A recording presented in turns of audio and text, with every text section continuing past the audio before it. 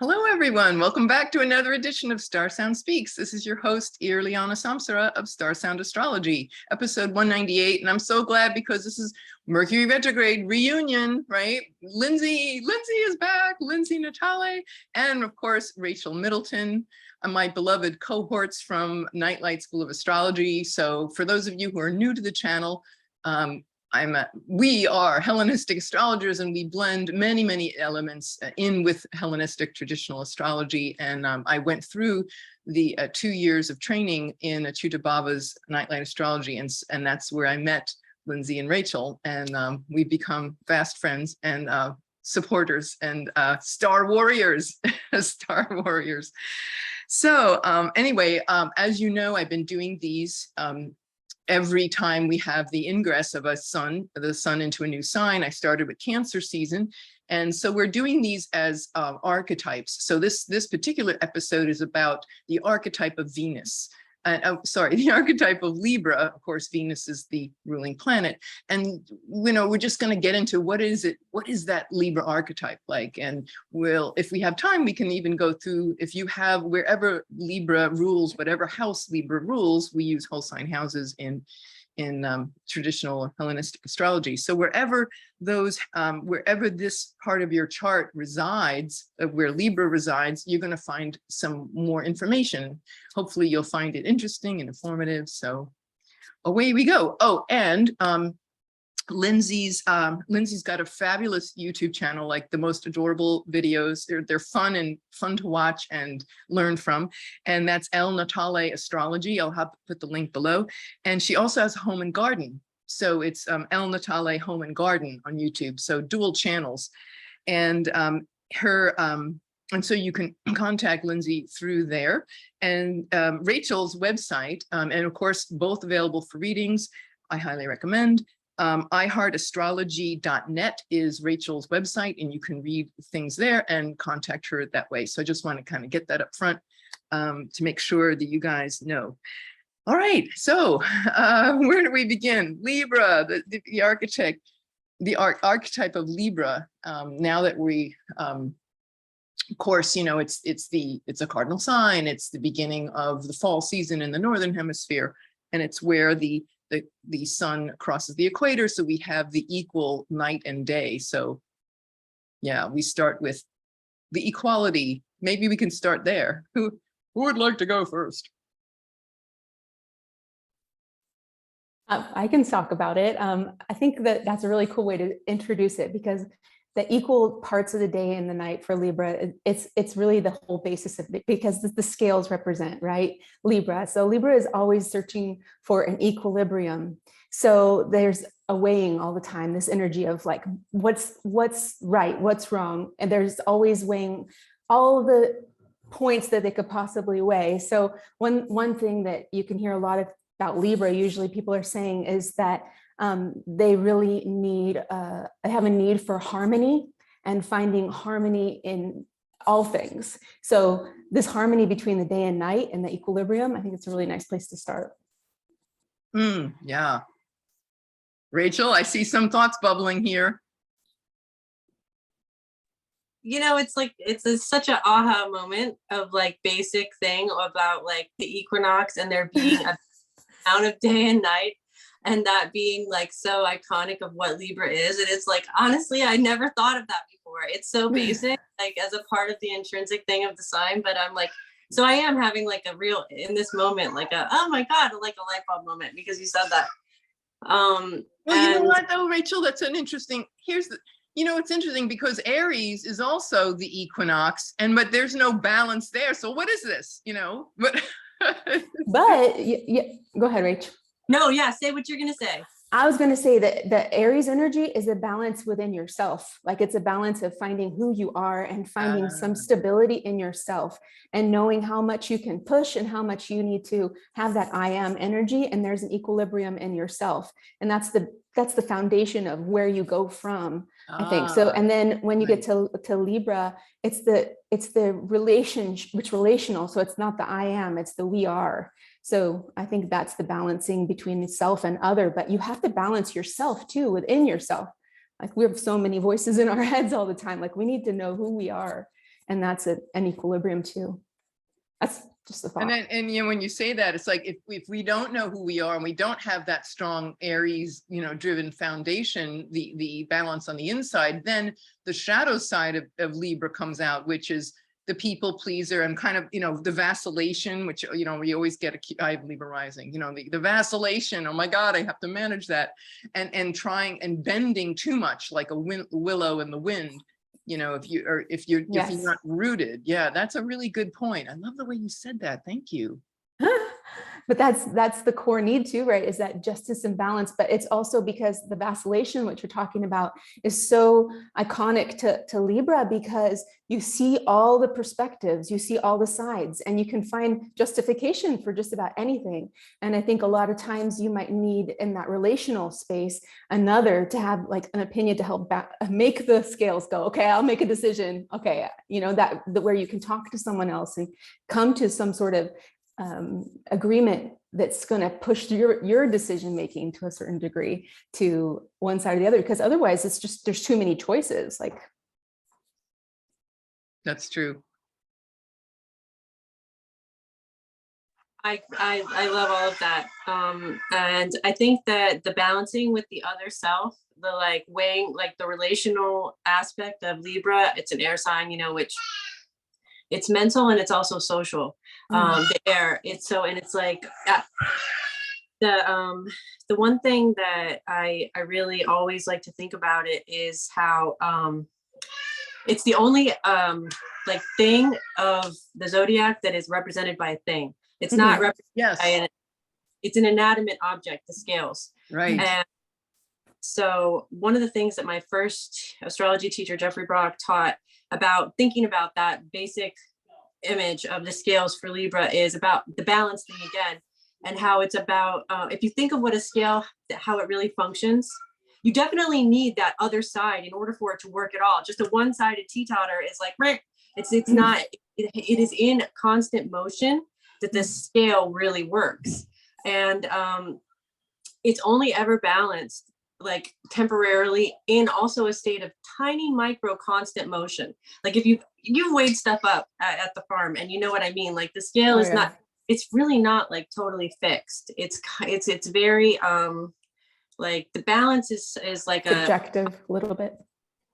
And yeah, so relationships are too. That's a symbol of Libra as well. Like one of the things about how to understand an archetype is that it's not exactly the same, balance and relationships, but they are related in an archetypal way through the sign of Libra. So is the planet Venus and Saturn, and how those two are connected, because those, you know, so it's like when we try to think about what is an archetype of Libra, it's like, okay, there's all these dots, like this is my Gemini coming out. Like there's all these different points of connection on the table, which are like, we could attribute to a Libra type of thing. And it's like, how do they all kind of flow together? And Libra is like constantly loving to try to work things out. My father is a Libra, super Libra. He's got like a stellium of Libra planets. And one of his favorite words is agreement. When you said that, it made me think of him, because he's always like, you know, that's what they want to do. They would even rather debate and argue and come to an agreement through the process of conflict than to totally lead. They always get the reputation of wanting to be diplomatic and peaceful, which is true. They do want that, but they're willing to go through the process of having a debate in order to get there. Yes, I'd like to piggyback on that, because they get a reputation for being this peacemaker and all the time. That's true, but it doesn't mean they won't argue for what they believe in. It won't, and if something is unfair or biased or something, they will stand up for what's right. And I think that's where the Saturn comes in as the exaltation ruler, where Saturn is the no, I am going to argue for this. No, this is not right. So that's like the combination of Venus and Saturn together that makes this fairness, this balance, what's right and where to say no and what to stand up for. And my son is also Libra rising, and he argues. And I thought, before I really knew much about astrology, I was just like, man, he's supposed to be peaceful. He's not supposed to be arguing about everything. Like he'll find a little anything to like take the other side of whatever it was. And I just thought, man, I thought you're supposed to just be peaceful. But he brings that. But Libra rising, if we want to throw that a little bit about in there as well, is if you are Libra rising, my son is a really good example. of a Libra rising, in my opinion, because he is very charismatic, has a lot of friends. He's really interested in the way he looks, and beauty and looking presentable. His clothing, like he has to be impeccable, and yeah, easy for him to make friends and be very charismatic. So I think that's one of the benefits of having a Libra rising. Yeah, nice. Yeah, the whole fashion thing, you know, Venus ruling fashion, but yeah, it's elegant, tailored fashion with little. Yes. I never understood that until I started studying astrology. Why do I always go to these outfits with these like cardigan sweaters with these teeny tiny little mother of pearl buttons, all buttoned down? Like, yeah, like what is that? And like, oh, okay, astrology answers many things. And why do I have such fine? I have Libra rising. My hair is very fine. I have a lot of hair, the Leo, but it's very, very fine. It's like really thin, you know, fine strands, just lots of them. So, yeah, you know, you said something about finding the balance, and I think too around because the Libra archetype is always concerned about fairness and equality, like when you said with your son about having these arguments and debates. And I know for me, it's like taking the side of, like, if somebody's not there, taking the side of the underdog and like, oh, what about this this poor guy, what about him? And you know, the sense of fairness. Especially for him particularly, he's definitely about, it's not fair, like constantly. And that's like, life's not fair, but I mean, that's one of the things that it's really on the surface for him, about fairness, you know, all the time. So yeah. But yeah, there's a balance between that as well. And I think like the arguing can also be to find harmony, like Rachael said, like her father, you know, wants agreement, but wouldn't mind arguing until the agreement is reached. Right. Yeah. So it's both of those archetypes blending together. You know, and I never realized that until I love this book, The Mythic Astrology. This was my first, well, Rob Hand's Planets in Transit, and this was, I think, the second. Ariel Gutman and Kenneth Johnson, Jungian psychoanalysts and Jungian astrologers, Mythic Astrology. It's such a great book on the archetypes. So if you're new to astrology, or you just want to get deeper into what these archetypes mean, and then how they were expressed throughout history, there's different viewpoints and different ways of approaching them, depending on whether it was Babylonian or Egyptian astrology, you know, through the centuries, through the millennia. But I never realized that about that. Libra is the only, like you were saying, Rachel, the only sign that's represented by a mechanical instrument rather than by a human or animal figure. And I'm like, wow, everything has import. So. And it's funny too, because Libra is seen as the most relational sign. It's the cardinal air sign, but it's also super relational. And the relationship between, it makes sense that it would have to be an inanimate object, because that's the most fair. Like you couldn't pick a lion, unbiased, because it's like, this is not a person, this is not an animal, we're not going to be unfair. It's a scale, you know? Right. So. You can't have the Leo decide because it's like, oh, he's the king of the forest. It's like, no, you can't, because the little bias. I'm the alpha guy, and like magnanimous. Right. Yeah. Just give it to a scale. Scale. For sure. You know, and I also, when you're saying earlier around that constant vacillation, it's very, very delicate. And I think of when you go to get a physical at the doctor's office and they use those scales with the weights, you know, and you know how it goes, whoa, it's like clunk. Or clunk. There's something great that she says here about the Egyptian goddess of law, which is Maat. I don't know how you pronounce M-A-A-T, but Maat or Maat in the Egyptian cosmology. Ariel says here, the scales in Libra had a deep significance for the Egyptians. It was said that at the time of death, the goddess Maat placed the human soul on one scale and a feather on the other. If the scale tipped even slightly, the soul must reincarnate with the goal of releasing the extra weight. Since Libra comes just before Scorpio, the sign associated with death, which the Egyptians honored in their eloquent preparations for the afterlife, the prime goal in life was to make the scales balance, or to prepare the soul for its afterlife. I just love that. And I think too, it's like, this drivenness about, I have to make peace. I've got to create this, because, I don't want to face death going, oh my God, I'm out of balance. Heaven forbid, I don't want to come back, It's like high stakes, right? right. Yeah. High Maybe stakes. that's part of, this feeling of we're driven to be fair and to know, because it is that longer range picture. You said earlier, you talking about Venus and Saturn being the exaltation ruler of Libra. And it's like Saturn's about the long haul and life and death and mortality and immortality. So it's like, what And the boundary, right? That's the boundary line. Like right. he's the keeper of the boundary in the ancient astrology. And if Aries is all about me and the self, and then Libra is the we and the self in terms of others and the long haul, and like what is best for, when I think of Saturn, I think what is best for everyone, what's going to last, what kind of a lasting agreement. Yes, and also that Aries and Libra having to balance each other too, because what you just said was just striking, because the I am me, that's like a shadow side of Aries, but you need to have the I am to have the we are in balance, because otherwise a thing that can happen a lot with the Libra energy is to become like a doormat, or to negate yourself, your own opinions, your own thoughts, because you want to keep harmony. So you do anything you can to keep this harmonious space. Not you, I mean, in general, that's something that can happen in order to keep that harmonious space, like maybe talking too long in small talk, even though you don't want to, because you don't want to hurt somebody's feelings, or, or just you're very, somebody that's got a lot of Libra may be very charismatic and people want to be around them, and they stick around people longer than they should, because they want that harmonious feeling. But there's an imbalance there where Libra can become like a doormat and not have themselves be represented. So that's where I think I love the duality of the Aries Libra, and how you really need each other. Like that's that balance as well. You need both of those in order to create the proper balance. Yeah. So, and in any conversation with any of these archetypes, it's always that we have to consider the duality and the opposite sign. So yeah. And that each gives the other, the shadow, like you said, of Aries, and the shadow, either too much pushy or too much vacillation, and, finding that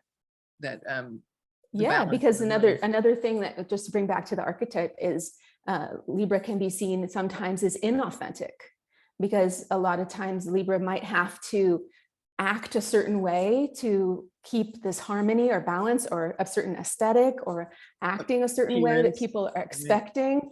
So, it's how much are you willing to pay of your authenticity of yourself in order to create that harmony. But that's where the authenticity comes in with Aries. So I think finding that balance there. Yeah, totally. You're going to say something, Rachel? I was loving listening to all of that. I had to go off camera because of my baby, but I definitely think that the thing, and it's not so much authenticity that Libra gets accused of, is superficiality and like indulging in these what could be considered superficial social associations, because they're open to talking to anybody, like even like the person at the grocery store, and having like a deep, meaningful exchange with them. And so the people that are like square energy Cancer, something like that, opposed to it, or Aries opposition, somebody that has an agenda, who's like, why are you talking to every straight person like they're your best friend? And it's because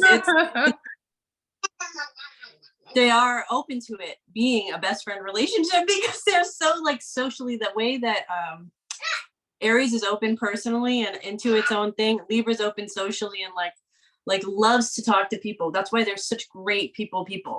And they can feel like dying if they don't have somebody to talk to that's interesting. It's super an air, cardinal air sign. And so that first meeting, that first initial, like, who is this person? I'm so curious. That is super Libra. And so it's appropriate for it to be superficial. Scorpio would be like, no, we're going to go super deep right away, or not at all. But that's next month.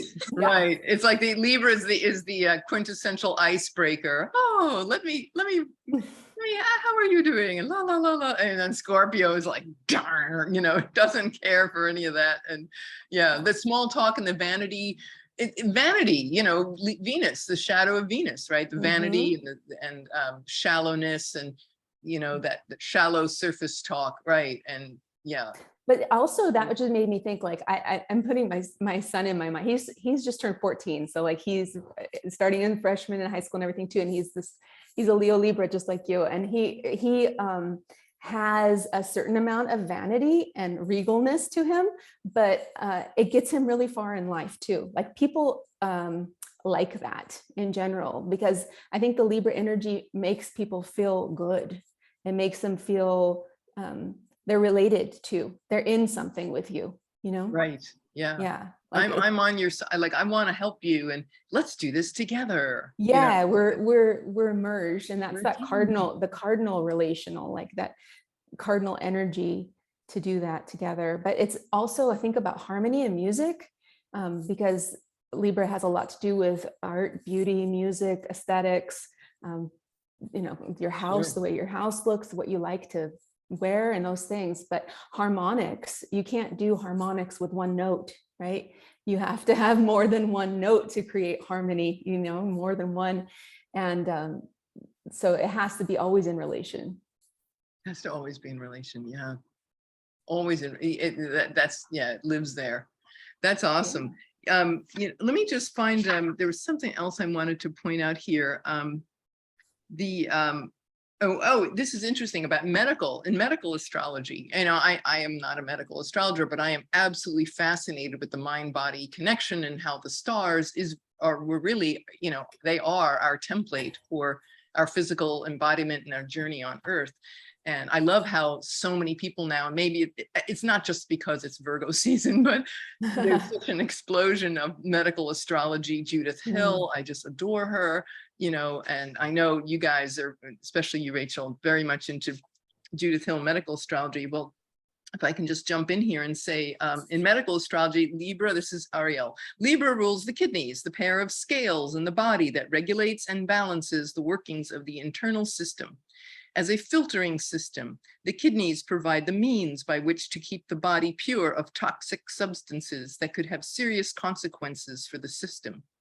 This is not unlike Libra's need to filter the experiences of life or of personal relationships that might otherwise have similar consequences. Wow, it's amazing. And when I think about too, with, you know, when when do my kidneys get blown out, or anyone who's a Libra or Libra rising, is, you know, that back bending, you know, too much of that back bending and being that doormat. I mean, that literally wears out, you know, and blow our kidneys. That's interesting. The first line of defense. Yeah. So you can see what are the medical consequences of, you know, of that shadow side of Libra, the vacillation and the doormat, and how it costs us and of course, the first line of defense, your immune system, everything, you know, they always say it starts with the kidneys and the adrenals, and then, you know, blown out. You know, I remember a dear friend of mine who's very astute. He's a scientist and an inventor, and he very much into health. And he said that, you know, when women, you know, in menopause, how we have, of course, you know, you think about hot flashes and all that. And I remember when I went through menopause, I asked him about this, and he said, you know, that's in Western countries, women have these hot flashes, but in indigenous countries, they don't. They have obviously a more balanced society, but that whole concept of that drip and how it drains you, you know, and your kidneys are just, you know, by the time you become, you know, in their 50s and older, you know, and you think about women and all the things that we have to do, and being, you know, holding source, carrying the babies on the planet, having to negotiate and balance and, you know, keep the peace. And it's like, you can see that culturally, how that takes its toll, and that menopause does not include hot flashes in other countries where there's that more balanced view. And I started taking a maca root and all these different adaptogens, and I'm telling you, the hot flashes left. It's like, wow, I cleaned that part up, but I had to refuel, and I had to, like you were saying earlier about Aries, you know, stand firm, you find that, yeah, I just wanted foundational, yeah. You got a foundation to get you through it there. Medical astrology, I love it. Yeah, it's super interesting. I did the whole course with Kira Sutherland as well. And it's, yeah, I think we could have a whole nother discussion on medical astrology at some point, but yeah, it's amazing. matter of fact, I have been after her for months, and we've just been zigging and zagging with schedules, but she's on my list of people. She said, yes, she'd like to be on the show. So yeah, I'd love to move into medical astrology with her, but super cool. Rachel, I see that thought bubble moving again. I love it. Well, on the medical line, the one thing I was thinking of, practically, I was thinking like one of the things that's great for kidneys is like nettles, which is a Mars plant, which is interesting as like another one of those balancing things, which is like nettles is probably as opposite a plant that you can imagine for Libra, right? Yeah. But it is one of the premier things for kidney problems or any kind of things like gout too, which that would be a bad Libra issue to have, but it could happen. They love to eat and enjoy. The one thing also about medical astrology, Libra wise, is that, or just in general too about Libra, is that the sun isn't, did you guys already mention this? The sun is in. Yes. No. So, and you know why, like it's important, regardless of the hemisphere you're in, if you use the Aries on the ascendant and the 24-hour clock going with Cancer at the midheaven and then Libra at sunset, it's like sun is setting, and then there was this original connotation of that being like the time when, the sun is going into its death, basically. So the 7th house relationship in Libra with the 7th house also is related to that 24-hour clock with the sun's falling into darkness as it goes underneath the horizon. So Libra is very concerned. And also the kidneys, I was going to say, I believe this is true. Mercury's retrograde, so I could be wrong, but I want to say that the emotional correlation in TCM with the kidneys is fear. And Libra also, like, what's the number one fear that people are always thinking of? Fear of death, which is like, and then the number 2, public speaking, both Libra things, like, so those are like number 3, relationships. Or like being alone. Right. Oh my God. Being alone. Oh yeah. The like severe real fears are all Libra is like confronting as a part of their archetype. Yeah. Being alone. Somehow the trip to the dentist is not part of it. I think that's further down the list. People used to say the fear of going to the dentist was like one of the highest things. Well, hey, there it is about beauty and the dentist and Saturn being the exaltation ruler. Saturn rules the teeth. So there you go. It's all connected. But you're right. Yeah, I like that. Lots to think about.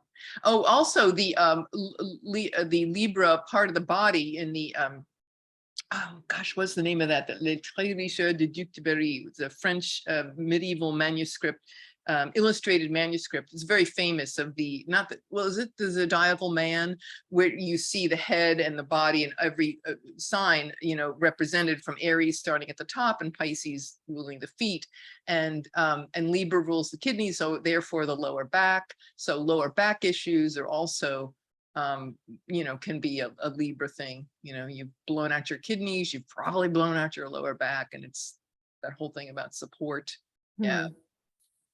What I also want to mention, you were saying earlier, just a minute ago, Rachel, about, yes, the symbology of the sky map with Aries rising and Libra on that 7th house and death. And 7th house is the marriage or partnership house. So you think, oh my God, death and marriage.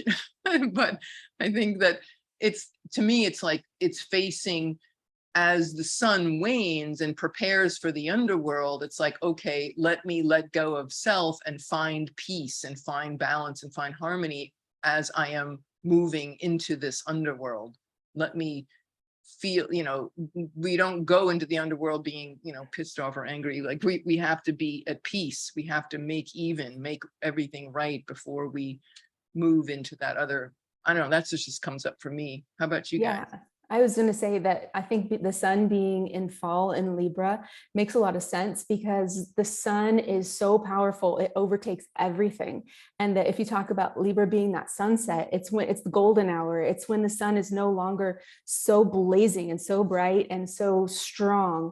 And in order, like if you think about, the sun is in exaltation in Aries, right? Right. So the sun is powerful. You're like being fueled by a nuclear power of the sun there, and it's the I am. But when you have you have this other energy where there's two. You can't be such a blazing, there has to be that sunset moment where two can blend and merge, and that sort of sunset golden hour is that merging of the sun with the sky, from our perspective at least. And that's so aesthetic as well. It's so beautiful. And where the sun, it doesn't really have a place as that bright strength. It needs to be subdued in order for two to blend together. And you think too of the sun being the ego, the principle of Yes. the ego. So the ego is waning and softening, and people don't rush out in the middle of the day to go, oh, let's look at the sun. It's like, it's too much. No. Let's look at that noon, and like, unless you're in England or somewhere that never gets right. You need it where it's raining all the time. Yeah, Scotland. Then you're grateful for whenever the dang thing goes up. But at the end of the day, when it's beautiful and waning, or the sunrise, when the sun is just beginning, but it's not overpowering, it's coming to life or entering into the underworld. So yeah, that's I know, I just want to share that, the sun being the ego principle, and the need for, and that lessening of power, where it's just not me, but there's the inclusion of the sky and others and self and others. So yeah, all Libra things. Yeah. Let's see if there's anything else I wanted to share here. I think too, the difference with Venus being the ruling planet of Libra and Taurus, what the difference would be. Would anybody want to speak to that? Like, what's the distinction between Venus ruling in Taurus versus Venus ruling in Libra? Yeah, I mean, Rachel, you want to go? Or? Yeah, that in itself could fill a whole hour if we really delved into it. Right, yeah. Okay. What if we just read one little... What do I want to say about this in 5 seconds? In 5 seconds. Well, so one is the Earth Venus, and it's extremely personal, right? And it's the yin one, and it's internal, and it's about like the natural world and the body and things like that, in relation with beauty and things that are very personal, sensual, like 5 senses, right? Right. Totally, because it's Earth. So it's physical. It's a physical Venus, and it's a yin Venus. It's very internal. And then we have Venus finally now in a masculine sign. It's yang, it's outward, it's relating. But I also read this morning, or a couple of actually, it was like 5 days ago, I just went back and read it again. It's an esoteric astrology, Pythagorean theory. I love this listserv that I'm on. I'm always mentioning it. But it's from the esoteric astrology tradition. It talks about Venus relationship with Taurus and Libra and Capricorn, even in esoteric astrology. But it talks about how in Libra, the things that it's related to in esoteric astrology is what Libra is related to is the will and focus principle being channeled through the law, sex, and money. And it's because it's and all the cardinal signs have to deal with consecration, that to like make something like to consecrate, and so in air, it's about, like, I always remember that Libra is very the sign of polarity, in a way that is like all the signs have polarity as a power principle, but Libra really is about the power principle of polarity. And so it's just like, all right, that's more than 5 seconds. No, that's fine. That's beautiful. Thank you. I think too, I wanted to add, I loved all the things you just said. And I think also the difference between the Libra Venus and the Taurus Venus, not only is Taurus more sensually based, it's the 5 senses, it's how you're feeling touch. It's like, it's how you're relating to substance in the world. Right. And very personally relating to substance. But the Libra is how I like to think about art, beauty, music, a decor. That's something that you're putting out there to please and harmonize, and it's extroverted out, whereas the other is introverted. How am I sensually feeling? But that's a little bit of a show, in the Libra, like the best of us, like what is the best of what we can bring to harmonize with another. Because when you listen to music is so powerful, because you're harmonizing in your soul with another person. I mean, it's when music touches us, it can bring you to tears. It can bring you you know, because you're harmonizing with that beautiful principle of what Venus is gifting us, or a piece of art just sitting in a, you know, a corner doesn't do anything. It's to be related to, it's to be shared and expressed with another person. That's beautiful. Yeah, that it's very much along these lines. Here's Ariel saying, you know, you think about Venus, Aphrodite, the Greek goddess of beauty and love. Venus, Libra's Venus or Aphrodite is a far cry from Taurus's more earthly goddess. In Taurus, she indulged in the raw sensual pleasure principle where eroticism was glorified. Libra's Aphrodite is much more the archetype of aesthetic beauty, like what you're saying, Lindsay. A museum piece, beautiful to admire, lovely to flirt with, exciting to tease, and beckoning you to praise, but nearly impossible to touch. So you think about these, you know, like think of like I'm thinking of like a go-go dancer and like a topless bar is like, here's a sensuality, but you can't touch me. You know, you can look, you can enjoy, but you can't touch me. I don't know where I get, but even though Venus as the goddess of love fits with the partnership sign of Libra, contemporary astrologers have questioned her rulership of this sign almost as much as they question Mercury's rulership of Virgo. In particular, the asteroids Juno and Pallas Athena have been suggested as rulers of Libra. So yeah, I think those are just also part of that whole divine feminine archetype. They could probably add in, but I think that it's a pretty good system. Yeah, they can add in. I certainly, all voices are welcome, but yeah. Big old Venus, that flaming coppery red passion, desire. I love it. Anyway, but yeah, definitely brings Saturn in there too, right? So it's a little more untouchable. It's like a reaching to this, you know, higher level, like long things that last a long time too, right? Like the art and the aesthetics of, even if you listen to you know, some monastic music, or those harmonies that you would hear in like Gregorian, or the female version of that, you know, like that. Oh my gosh, it goes right straight through you, because those harmonics are just so ancient, and it's the archetype. It just goes way, way back.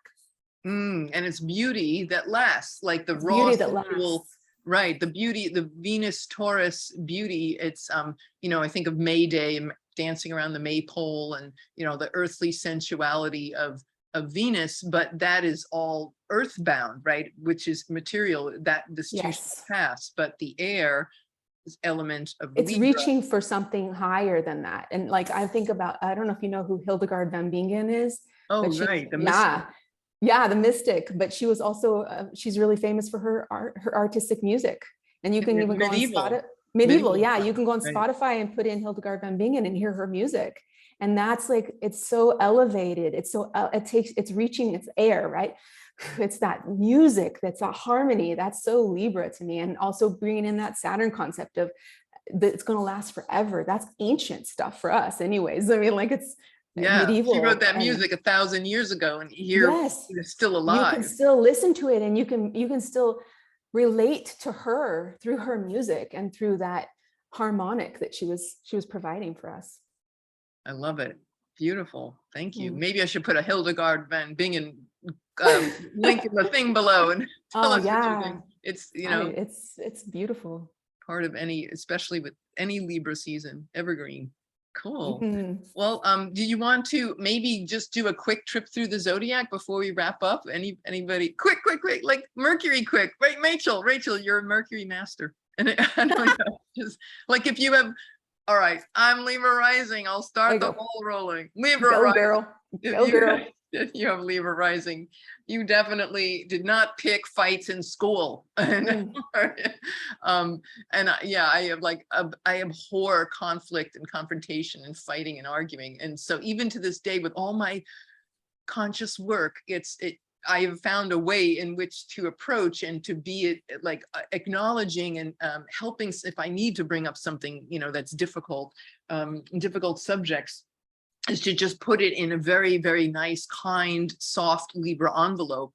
And what, instead of like the pointing finger of Aries is like, you did this, you did that. It's like, this is how I'm feeling. And anyway, I just wanted to share this with you. So we're not putting anything on others, but we're trying to create a peaceful context in which to have conversations. And, you know, that's what comes up for me. Appearance wise, yes, my mother was a Libra sun, and she would always be like, "You're not going out without your makeup, are you?" It was a running joke we had for years. You're not going out wearing that shirt. Oh, put something else on. My sister and I are constantly. So yes, appearances count, and no fighting. So that was a long one. Sorry, guys. A little biased here. Yeah.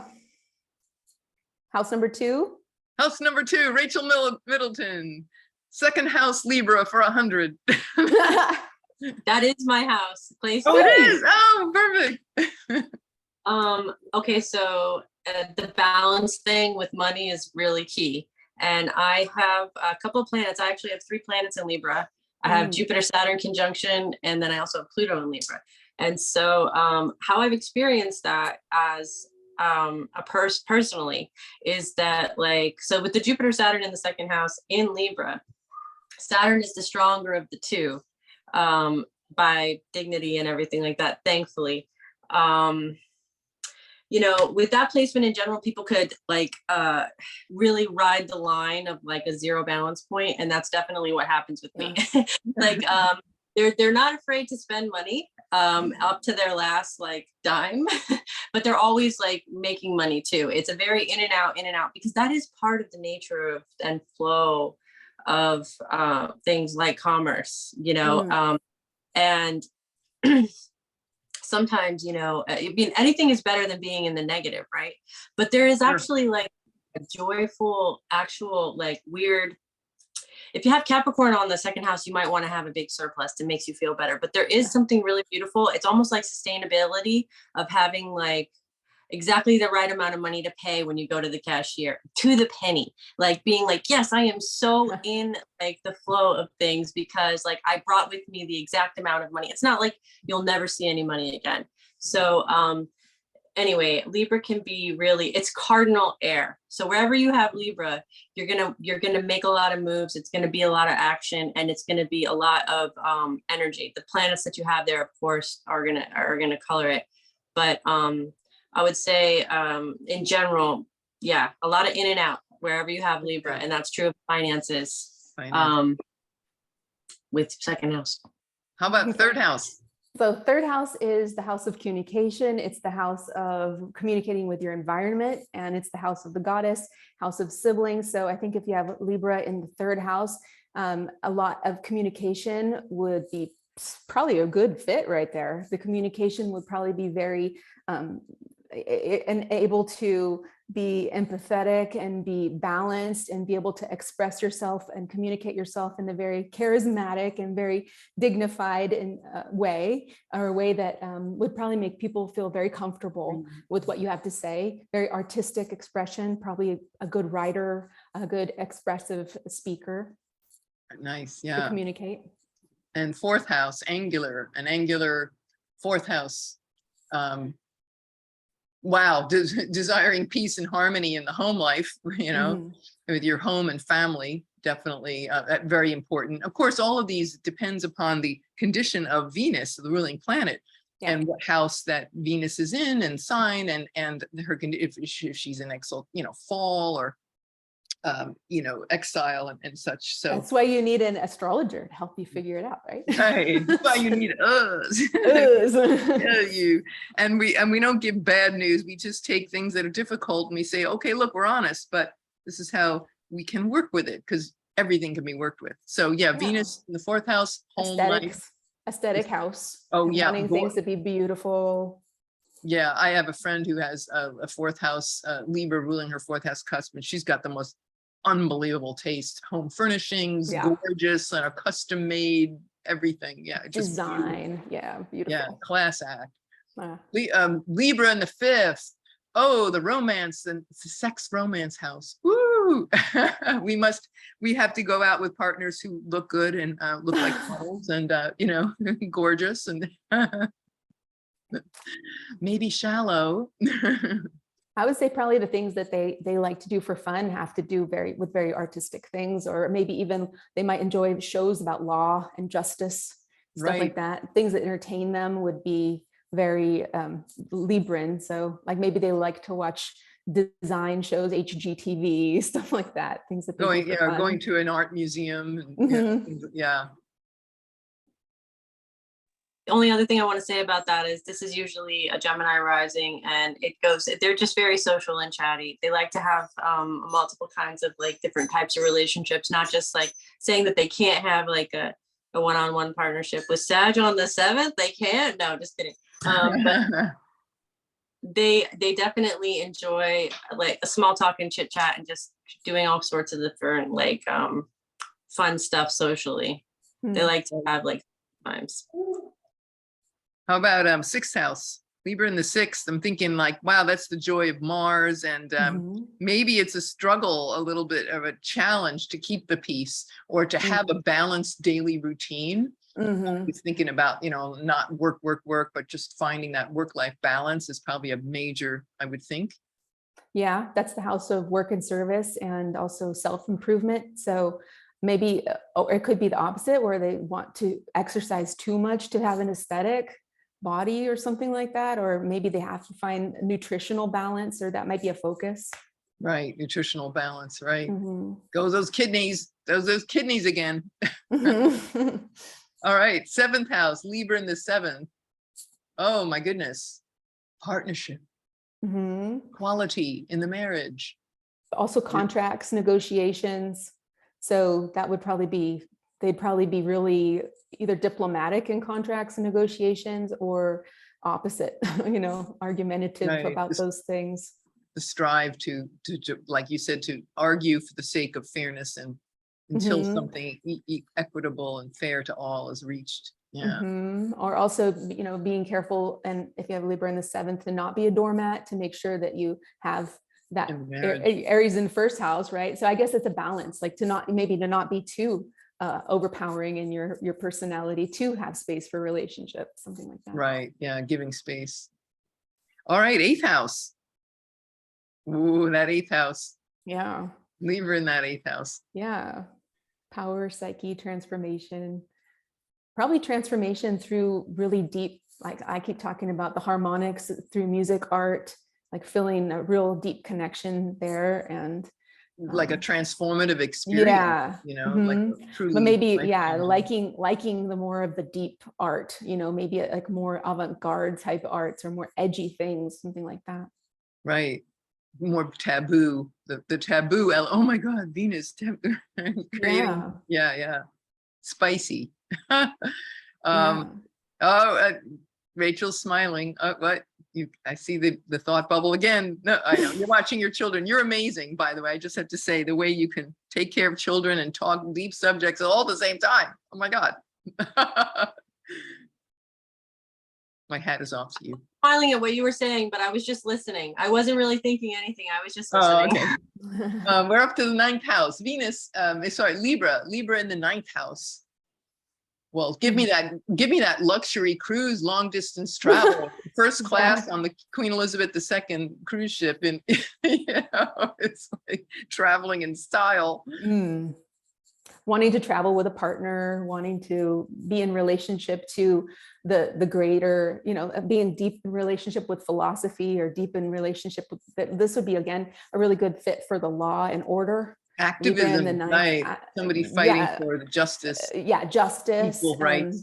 Yes, exactly. Law, stuff like that. Law, right.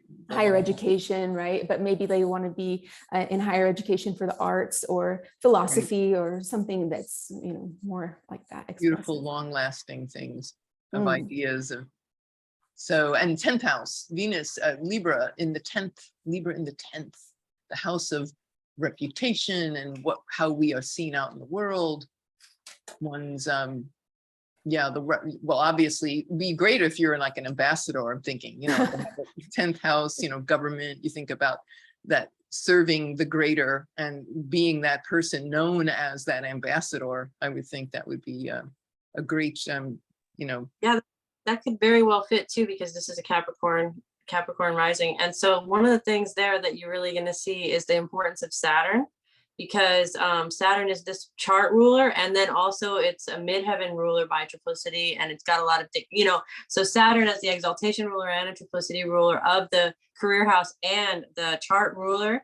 This is one of the reasons why Saturn is career is such a big deal to Capricorns. And then you have the Capricorn rising with like all this dignity of Saturnian dignity, meaning importance, like it ruling matters. It will depend on how much actual dignity that Saturn has, where it's placed in the chart. But like, so career is a big deal for Capricorns. And if it's not career, it's public image, because it's the most visible thing. And so what is one of the most important things that public image is truly, really based on is what other people think of you, Libra. Yeah. Right. Relating, cooperating, sharing. One's reputation. And Saturn, right? Karma.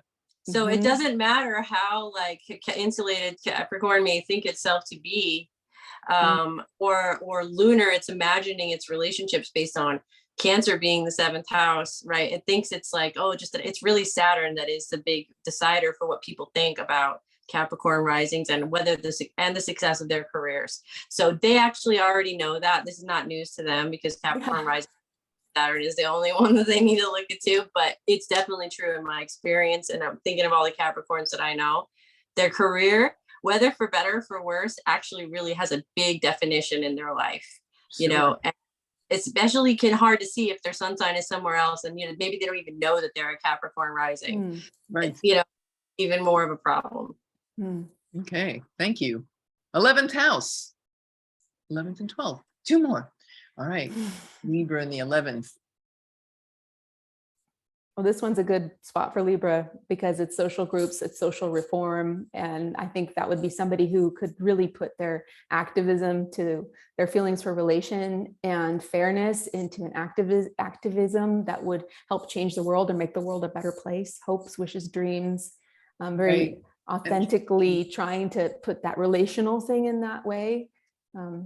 And the peacemaker in your group of your friends or tribe, you being the peacemaker and wanting to be with others of like mind that desire peace on a grander, or groups of, groups of musicians, groups of artists together, those kind of, an artist social, tribe. Tribes, social group, not just like that would probably be more what third house would be, like that sangha or tribe, right? But like that, this one's more like alliances, where how can we get better at art? Let's meet together let's discuss this book of this artistic book club book or whatever, stuff like that. Jane Austen book club. Right. It could be. It's always about relationships. It could be also with the 11th house with that Libra placement.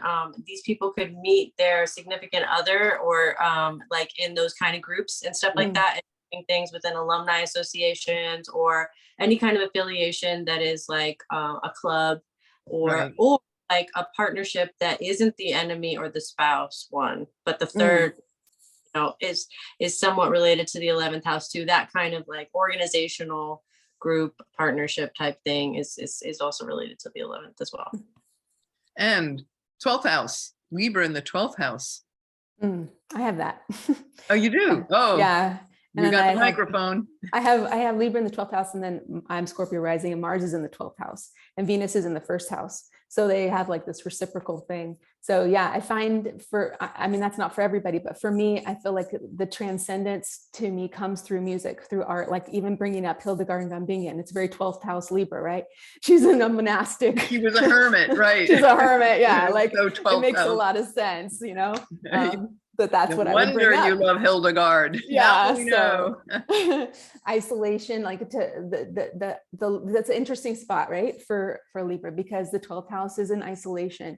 So needing that space away, I think it's like relationally is a little bit different for 12th house Libra people. Because if you're Scorpio rising, obviously you would be, but if you're at the 12th house Libra, but yeah, it's a little different because you need your space as well, because that puts you with the 4th house Aquarius, right? Too. It's like you need some space around you in order to come back and be in relation, but it's very deep. it's more of a transcendence, a relationship. I feel like for me, and at least, is a desire to be in relationship to the greater spirit. This contemplative, Not just, vision. like it's to how am I relating in order to get to the great big relationship. Right. Excellent. Beautiful. Yeah. Thank you. Wow, that was great. I am so grateful that we had this chat. It's always such a joy to be with you. And Yeah, it is. yay. But I will put those links below. And yeah, so once again, if you want to contact Rachael, you can do so through iheartastrology.net, and for Lindsay through your channel or your email address. What do you have, an email address? Yeah, I do have a website too, and it's astromosaic. Oh gosh, I don't remember. I can give it to you. You can put it in the description. Okay. Astro Mosaics, yes. Super used. And I do readings. I'm doing a couple readings this month. I'm more focused on my YouTube because I have a family too, and so I have to split my time on all these different things. But yeah, it's Libra really balance. my passion. Yeah, so I Right. I love astrology so much. El Natale Astrology is her YouTube channel, and El Natale Home and Garden to get the cool home and garden tips and education. So yay, thank you so much, girls. It's been always awesome. And we will see you all next time. Thank you for listening to our Libra archetype. And the next one up will be, of course, Scorpio. That's next week. So yay. All right, everybody. Bye for now. This is Irlianna Samsara, StarSound Speaks, with Rachael Middleton and Lindsay. Hi, guys. Have a good one. Bye now.